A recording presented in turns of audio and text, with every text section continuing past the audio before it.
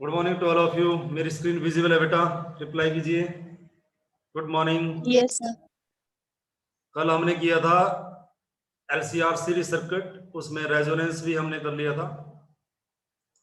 Resonance आज हम थोड़ा सा आगे चलेंगे, हम कर रहे हैं क्वालिटी फैक्टर, क्यू फैक्टर। पिछले प्रीवियस क्लासेस में ये हमने किया था कुछ एलसीआर सर्किट। ये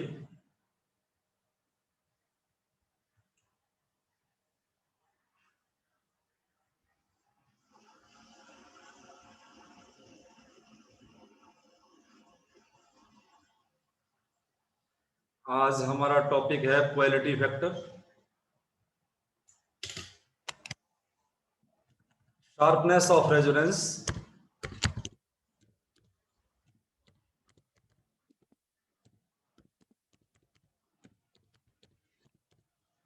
और quality factor. Sharpness of resonance and quality factor, ये हमारा कॉन्सेप्ट है आज का। यहां से हम कंटिन्यू करेंगे आगे। कल हमने क्या नोटिस किया था, एलसीआर सर्किट में रेजोनेंस कंडीशन जो मेरे पास थी, मेरे पास maximum value of the current obtain की गई थी। I naught is equal to E naught divide by root R square plus XL minus XC का स्क्वायर। रेजोनेंस कंडीशन क्या थी? Current I naught is maximum. Current maximum होगा अगर E naught ये divide में इंपीडेंस ऑफ द सर्किट था Z, R square plus XL minus एक्ससी, ये Z के बराबर था। करंट मैक्सिमम होगा इफ जेड मिनिमम हो जाए। तो जेड मिनिमम करने के लिए हमने क्या किया, एक्सएल माइनस एक्ससी को 0 के बराबर पुट कर दिया था। We have put XL minus XC is equal to 0।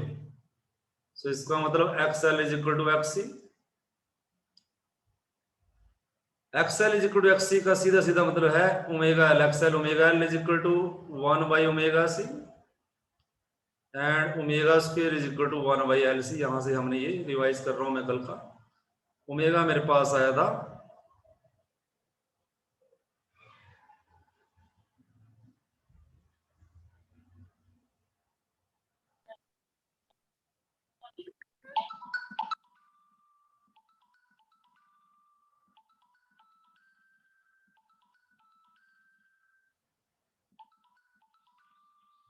Omega मेरे पास आया था।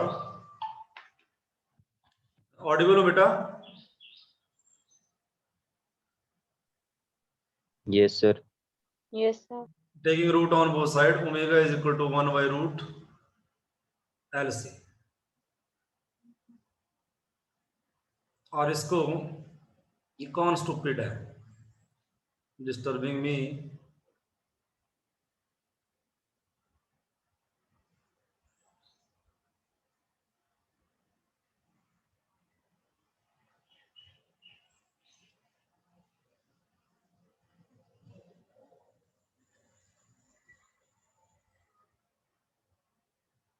ओके, एंगुलर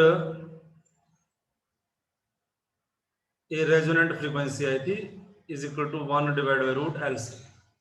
यहां तक कल हम पढ़ चुके थे। Resonant frequency L C, omega R is equal to 1 by root L C हमारे पास आ गया था।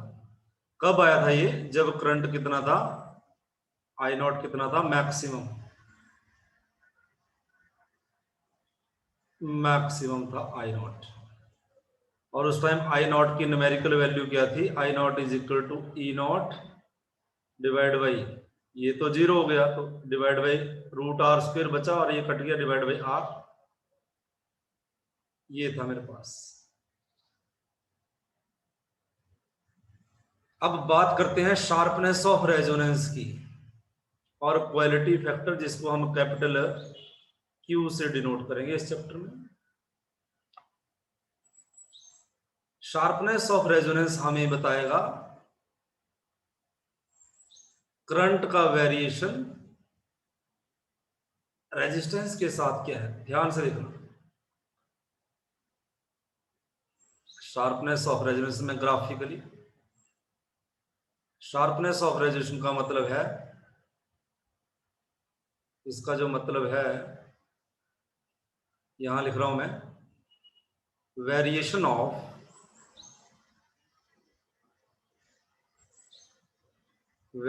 Of maximum current I not,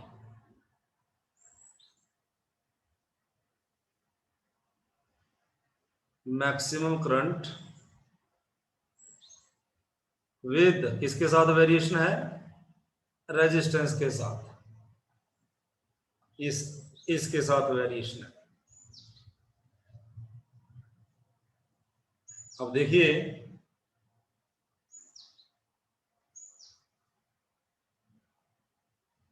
इधर चल रहा है हमारा I naught, I current maximum current चल रहा है, और इस साइड और अलोंग दिस साइड, इस साइड ओमेगा,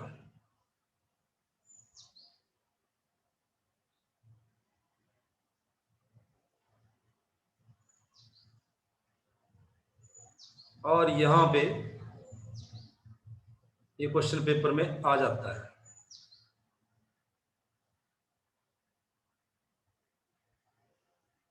ग्राफ इंपॉर्टेंट है।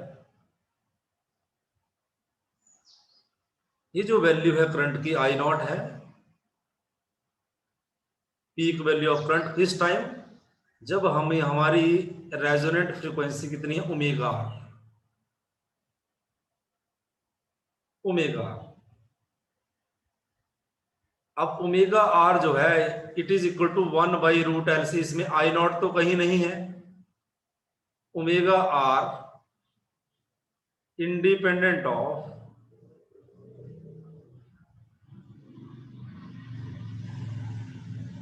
I naught, peak value of current. अब नंबर 1, ये लाइन नंबर 1 है,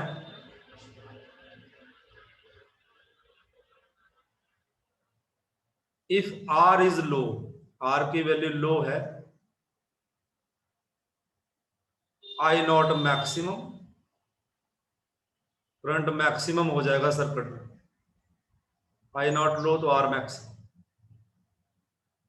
अगर मैं आर की वैल्यू बढ़ा दूं तो ये कैसे बन जाएगा,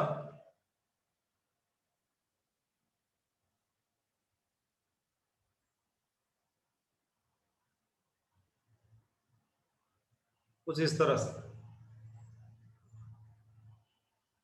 नंबर 1 में ये लाइन थी लो रेजिस्टेंस के लिए, ग्रीन लाइन आ गई, हमने रेजिस्टेंस को बढ़ा दिया, मॉडरेट आर।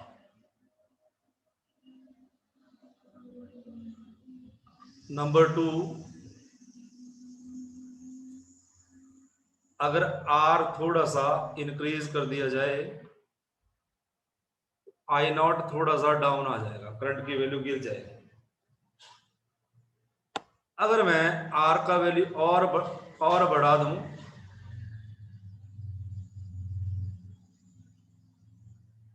तो करंट की वैल्यू और डाउन आ जाएगी, हाई आर।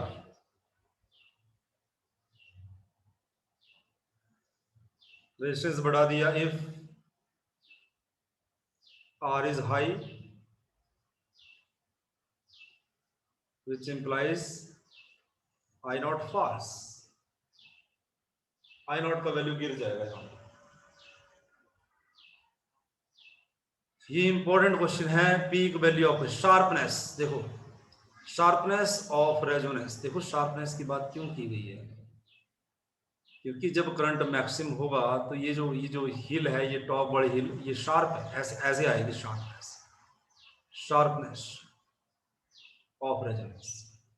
जब करंट थोड़ा सा हमने रेजिस्टेंस को बढ़ाया तो ये शार्पनेस कम हो गई, ये ऐसे आया, ये पीक, ये ऐसे है।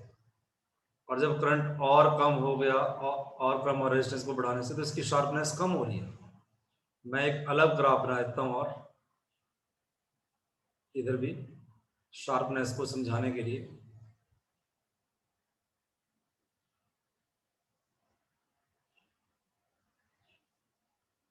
तीनों रेजिस्टेंस के केस में। रेड वाली लाइन देखिए,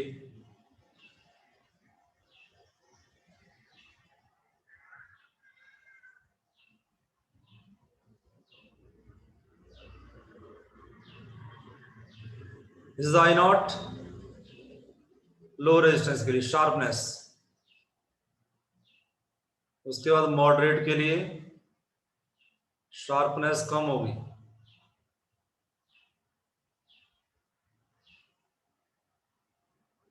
उसके बाद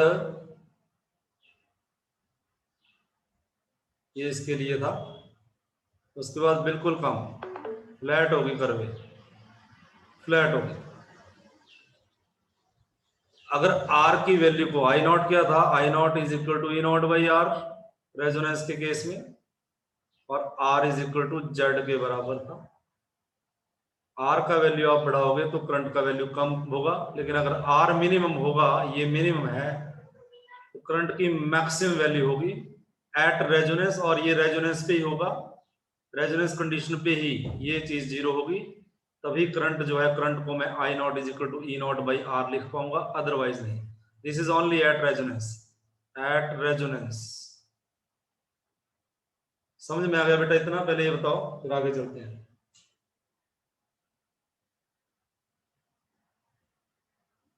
रिप्लाई करो।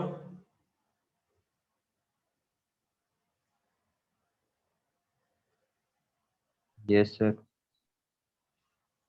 अब क्या करेंगे हम, मैथमेटिकली इसका एक्सप्रेशन कैलकुलेट करेंगे। मैथमेटिकली इक्वालिटी फैक्टर क्या है,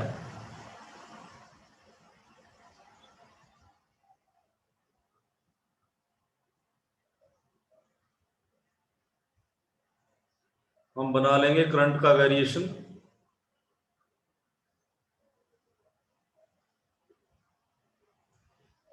ये ओमेगा आर है रेजोनेंट फ्रीक्वेंसी, और ये वेरिएशन है करंट और रेजिस्टेंस का। यहाँ पे current I naught, peak value of the current. Omega ये रेजोनेंट फ्रीक्वेंसी है, इधर ओमेगा और इधर ओमेगा वेरी कर रहा है।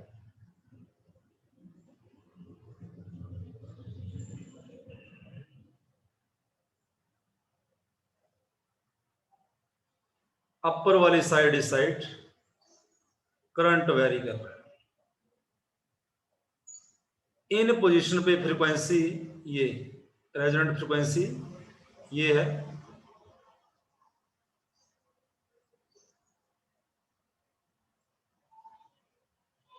This is omega 1, this is omega 2। इधर भी फ्रीक्वेंसी स्प्लिट हुई, फ्रीक्वेंसी का स्प्लिट होना, शार्पनेस का कम होना, डेल्टा ओमेगा। इधर भी डेल्टा ओमेगा, और ये बन गया टोटल 2 डेल्टा ओमेगा। इस पोजीशन पे तो, ये पोजीशन पे तो maximum value of the current है, करंट मैक्सिमम है। इन वैल्यू पे, इन यहां पे जो करंट होगा वो मैक्सिमम नहीं होगा, इन पोजीशन पे करंट होगा instantaneous, instantaneous.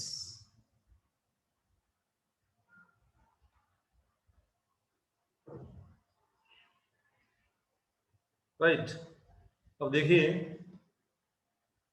Quality factor Q या शार्पनेस, इसका formula, it is mathematically equal to, पहले तो मैंने थ्योरेटिकल डेफिनेशन दी, ratio of resonant frequency, very important formula, resonant frequency divide by band width.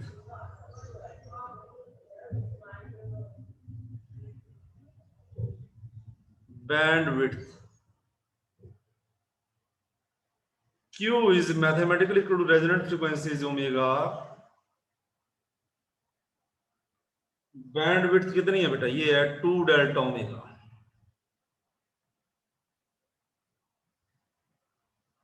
2 delta omega, ये कहां से आई होगी, it is equal to omega R divide by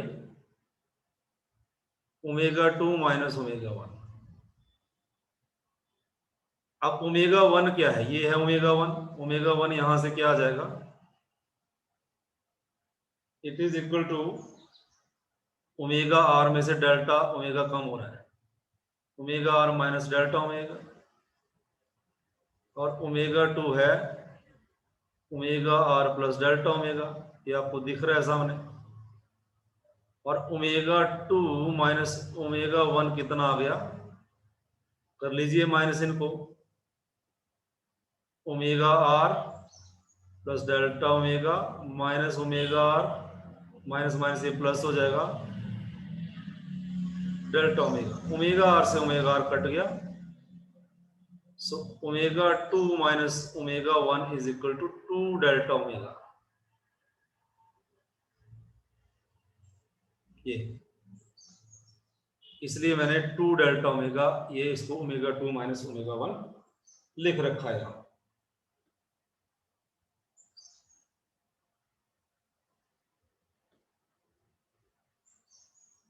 तो देखिए ये जो बैंडविड्थ है, इफ बैंडविड्थ इज हाई, अगर ये हाई होती है, बैंडविड्थ हाई होने का मतलब ये गैप बढ़ रही है, बैंडविड्थ हाई होने का मतलब ये गैप और बढ़ रहा है, ये गैप बढ़ रहा है, तो ये ऐसे ऐसे आएगी लाइन, ये ऐसे आएगी तो शार्पनेस कम हो रही है, मतलब करंट डाउन हो रहा है। अगर बैंड विड्थ बढ़ गई, दोबारा बोल रहा हूं मैं, अगर बैंड विड्थ बढ़ी, पहले ये थी अगर ये है, तो ये इसकी शार्पनेस कम हो जाएगी, शार्पनेस कम होने से करंट की वैल्यू डाउन आ जाएगी। अगर करंट की वैल्यू देखो यार, यहां पे भी रिलेशन है, अगर बैंड विड्थ बढ़ी तो क्यू कम हो जाएगा, क्यू डिक्रीजेस। अगर क्यू कम हो गया विच implies I not decreases, I not decrease हो जाएगा। लेकिन अगर इससे उल्टा करें, इफ बैंडविड्थ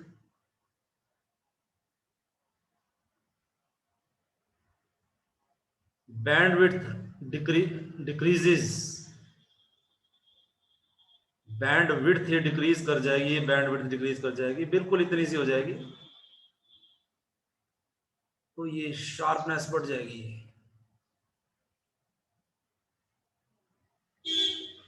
देखो इसमें कितनी बैंडविड्थ है और इसमें बैंडविड्थ इतनी सी है, बैंडविड्थ बढ़ने से ये है बैंडविड्थ, अब शार्पनेस बढ़ जाएगी, तो bandwidth decreases, if bandwidth decreases, इसका मतलब quality factor increases, which implies I naught increases। ये बहुत इंपॉर्टेंट लाइंस हैं जो मैंने लिखी, दो दो तीन तीन बार रिवाइज करना, ठीक है, फिर ये आपको बढ़िया लगेगा। पहली बार नया होता है, करंट की वैल्यू मैक्सिमम लेनी है, और जब आई नॉट मैक्सिमम होगा रेजोनेंट फ्रीक्वेंसी पे, तो आर की वैल्यू बिल्कुल लो हो जाएगी, क्योंकि आई नॉट किसके बराबर है, आई नॉट है ई नॉट बाई आर, और किस कंडीशन पे, रेजोनेंट कंडीशन पे, सिर्फ रेजोनेंट कंडीशन। समझ में आ गया बेटा? इतना रिप्लाई कीजिए, रिप्लाई करो। Yes sir. इसकी पूरी डिटेल बेटा बार बार लिखना, दो तीन बार रिवाइज करोगे, जब दिमाग में सब कुछ याद हो जाएगा तो फिर इजी भी हो जाती है चीजें। फर्स्ट टाइम पढ़ते हो तो नया तो लगेगा। अब देखो Q is equal to omega R divide by 2 delta omega. अब 2 डेल्टा ओमेगा कैलकुलेट करने का एक्सप्रेशन है, इतने लंबे चक्कर में मत फंसना, it is equal to direct याद रखना आर बाई एल, पूरी डेरिवेशन है, it is equal to R by L, इसको ऐसे डायरेक्ट याद रखना R by L. Q is equal to omega R divide by R by L. ये चला गया ऊपर omega R L divide by R, ये एक्सप्रेशन आया फाइनल। अभी एक एक्सप्रेशन मैं और निकालूंगा इससे क्वालिटी फैक्टर का, लेकिन इंपॉर्टेंट है, वेरी इंपॉर्टेंट यूज होगा।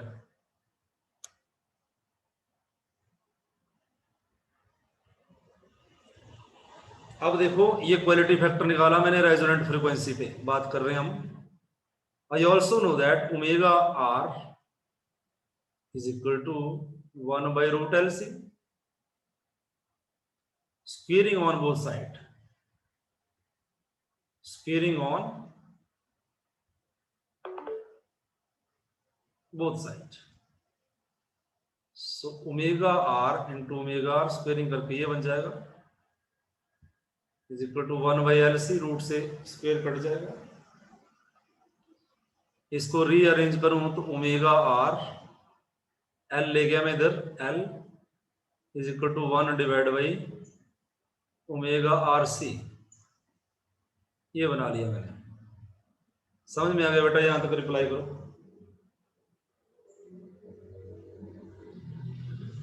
रिप्लाई करो। Yes sir. ये वैल्यू हम यहां पुट करेंगे, यहां। तो क्वालिटी फैक्टर क्या बन जाएगा? Q is equal to omega R L की जगह 1 by omega R C, 1 divide by omega R C और आर, ये बन गया मेरे पास। मैंने इसकी वैल्यू रखी। अब Q जो है finally 1 divide by omega R जो है 1 बाई रूट एल सी के बराबर होता है इंटू सी आर।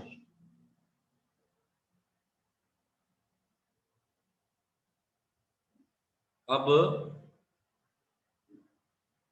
एक तो ये फॉर्मूला आ गया इसका,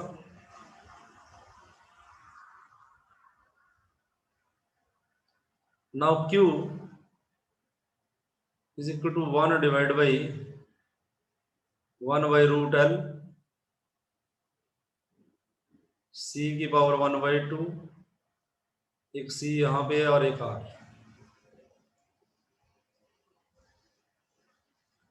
इस सी की पावर 1 है। Q is equal to 1 divide by 1 by root L C की पावर 1, ये ऊपर चला गया तो -1 बाई 2 सी की पावर, और साथ में R. Q is equal to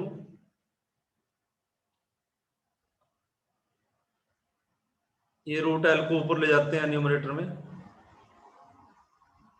divide में सी की पावर 1 में से 1 बाई 2 चला गया तो सी की पावर 1 बाई 2 आर।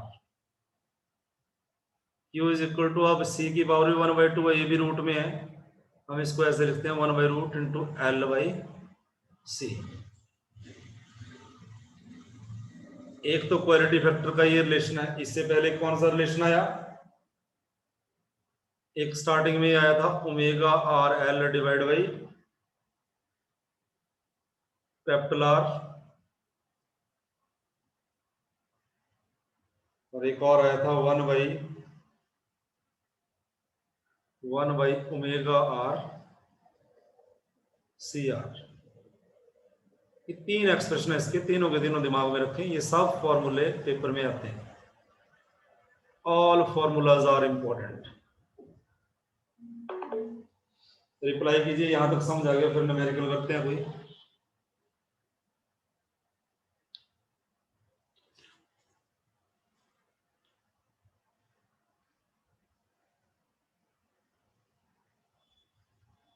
बोलिए बेटा।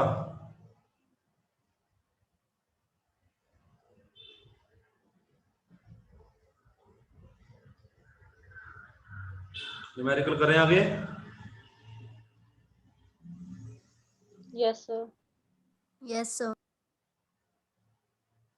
Right a numerical LCR circuit.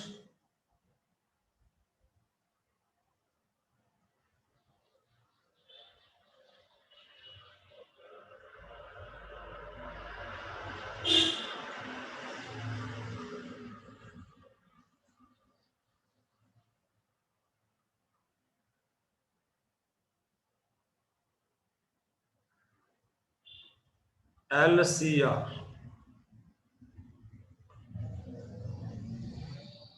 इसमें कैपिटल एल का वैल्यू दे रखा है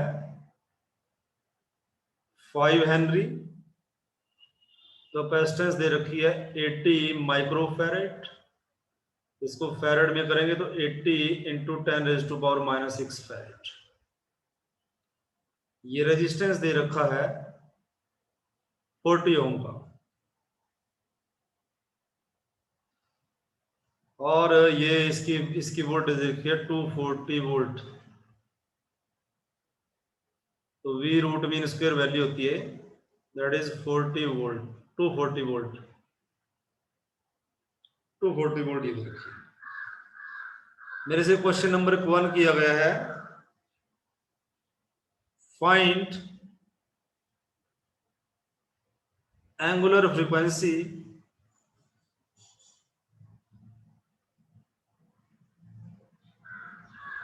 of source, find angular frequency of source which derive the circuit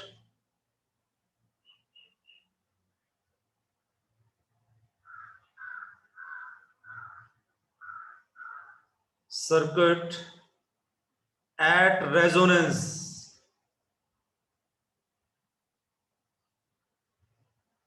ये मेरा क्वेश्चन है, इंपॉर्टेंट वर्ड है, बोलता एट रेजोनेंस पे एंगुलर फ्रीक्वेंसी बताएं सोर्स की। सोर्स की एंगुलर फ्रीक्वेंसी होती क्या है? ये जो सोर्स है, ये जो आप लिखते हो E is equal to E naught sine omega T, ये पूछा है। और वो भी रेजोनेंस पे। रेजोनेंस पे क्या है? Omega are. इसका फॉर्मूला क्या है? 1/√LC। आपके पास एल का वैल्यू दिया है 5, कैपेसिटेंस का वैल्यू 80 इंटू 10⁻⁻6 फैरेड। अब ओमेगा आर कितना आ जाएगा यहां से? बताइए आंसर।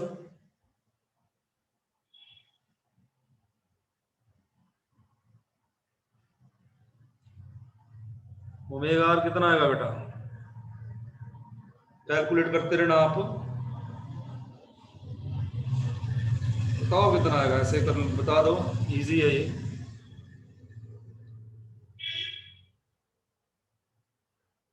Four 400 into 10⁻⁻6 1/√। बोलो आंसर बता दो जल्दी से, इजी है इसको कैलकुलेट करना, मुश्किल कैलकुलेशन नहीं है। जल्दी बोलो आंसर।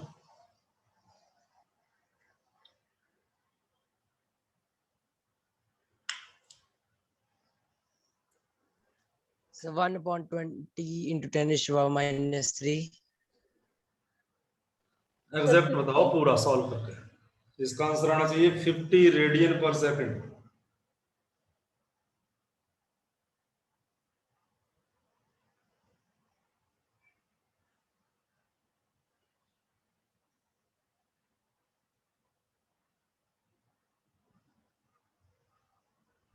यस सर, वो आ गया।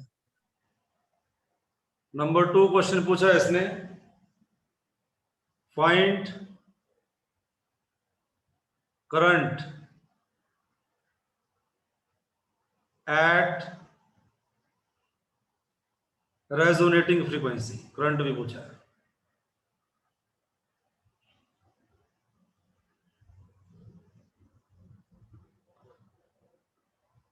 तो रेजोनेटिंग फ्रीक्वेंसी पे करंट निकालना है आपको। करंट की वैल्यू क्या होती है? I naught is equal to E naught by root R square plus XL minus XC का स्क्वायर। लेकिन ये तो जीरो हो जाता है रेजोनेंस पे, और मेरे पास ई नॉट बाई आर ही बचता है। अब करंट निकालना है मुझे, तो मैं इसको आई रूट मीन स्क्वायर मान लेता हूं, क्योंकि ये मेरे पास ई नॉट नहीं है, मेरे पास ई रूट मीन स्क्वायर दिए गई है क्वेश्चन में। इसको ई रूट मीन स्क्वायर मान लेता हूं और डिवाइड बाई आर। तो रूट मीन स्क्वायर करंट में निकाल लेता हूं। इट इज गिवन 240 के डिवाइड में क्या दे रखा है, आर कितना है 40, कितना करंट आ गया root mean square 6 ampere. 6 6 ampere. Ampere. लेकिन बुक में ऐसे किया गया है वो गलत है, बुक वाला गलत है, क्योंकि इसने बोला है find current at the resonant frequency. Resonant frequency पे करंट मैक्सिमम होता है आई नॉट, आपसे ये पूछा गया है, ना कि ये पूछा गया है। तो ये बुक में गलती है। आपने आई नॉट अगर निकालना है तो आपको पता है I root mean square is equal to I naught by root 2। इसको आपको रूट 2 से आई नॉट कितना आएगा, I root mean square into root 2 से आपको मल्टीप्लाई करना पड़ेगा।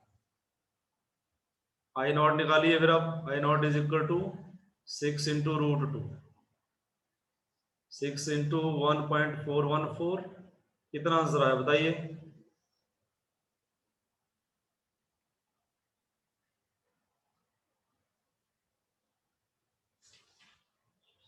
8.48। 8.48 एम्पियर। ये है, बुक में मिस्टेक है, बोलता है इसने इसने क्या रूट मीन स्क्वायर करंट निकाल के छोड़ दिया है। तो जब रेजोनेंट फ्रीक्वेंसी पे होता है तो रूट मीन स्क्वायर नहीं होता, मैक्सिमम करंट होता है।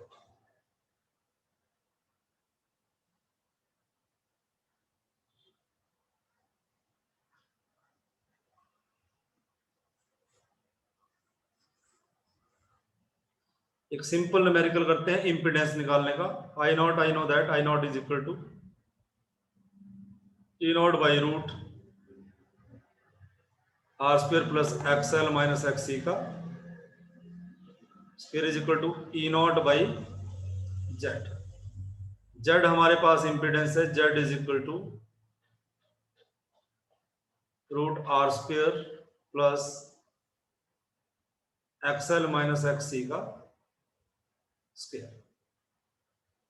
आपसे इंपीडेंस पूछा है, सारी चीजें दे रखी है आपके पास। एक्ससी दिया है 250 ओम, आपके पास एक्सएल दिया है 220 ओम, आपके पास रेजिस्टेंस दिया है 40 ओम। फॉर्मूला अगर आपको आता है तो इसको कैलकुलेट करना बहुत इजी है। आंसर बताएं जल्दी जल्दी, इसके देखते हैं कौन सा बच्चा सबसे जल्दी में आंसर बताता है। लेकिन फॉर्मूला आता हो तो आप कर सकते हो, नहीं आएगा तो मुश्किल होगी। एक्सएल 220 का सर स्क्वायर 50 ओम। वेरी नाइस माइनस एक्ससी 250 का स्क्वायर, इसका आंसर आएगा 50 ओम। 50 ओम।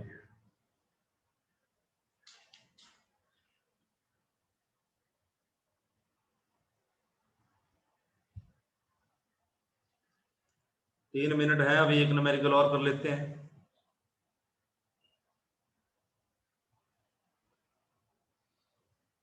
एलसीआर सर्किट का न्यूमेरिकल है, पूरा न्यूमेरिकल नहीं लिखूंगा। बोलता है रेजिस्टेंस है एलसीआर सर्किट में 2 ओम,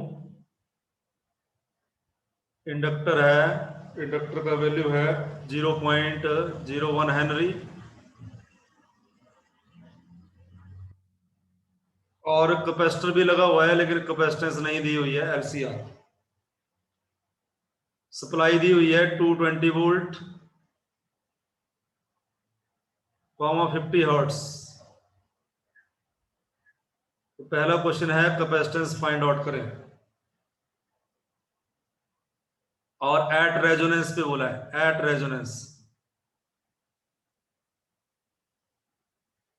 जब रेजोनेंस की बात की है तो आपके पास बेहतर फॉर्मूला है, F is equal to 1/2 pi root L C, squaring on both side, तो F square is equal to 1 divide by 4 pi square into L into C, यहां से सी निकल जाएगा, C is equal to 1 by F square 4 pi square L.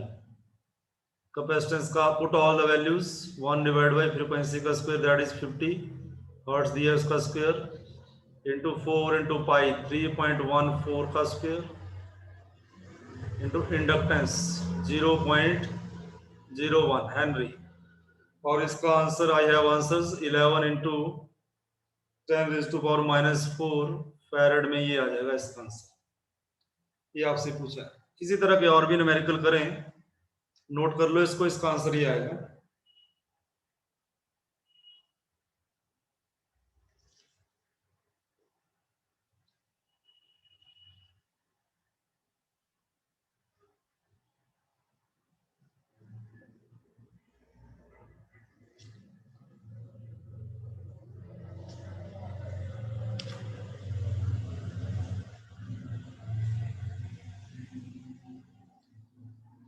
कम से कम बेटा 50 numerical करें, 50 तो समझ आना है कि न्यूमेरिकल है क्या चीज है। लो लेवल के न्यूमेरिकल लें पहले, फिर बाद में लें मुश्किल। Do at least 50 numerical. आने वाले 4 दिन में ये चैप्टर मैं ओवर कर दूंगा। उसके बाद आपके सब्जेक्टिव टेस्ट लूंगा मैं फर्स्ट यूनिट से लेके लास्ट यूनिट तक। 10 सितंबर 9 सितंबर 9 या 8 सितंबर तक आपका रिवीजन चलाऊंगा पूरा कब। उसके बाद आपके एग्जामिनेशन होंगे 25 सितंबर तक एग्जाम खत्म हो जाएंगे।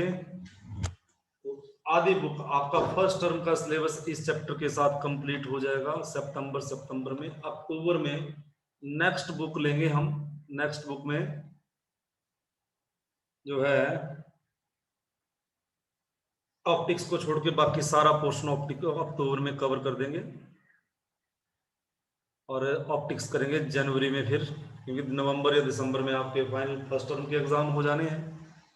तो अब रिवीजन का टाइम आएगा, तो रिवीजन के टाइम पे पूरी जी जान लगा देना। यही टाइम होता है पढ़ने का। इस टाइम जो बच्चा जितनी ज्यादा मेहनत करेगा वही फाइनल में स्कोर करेगा।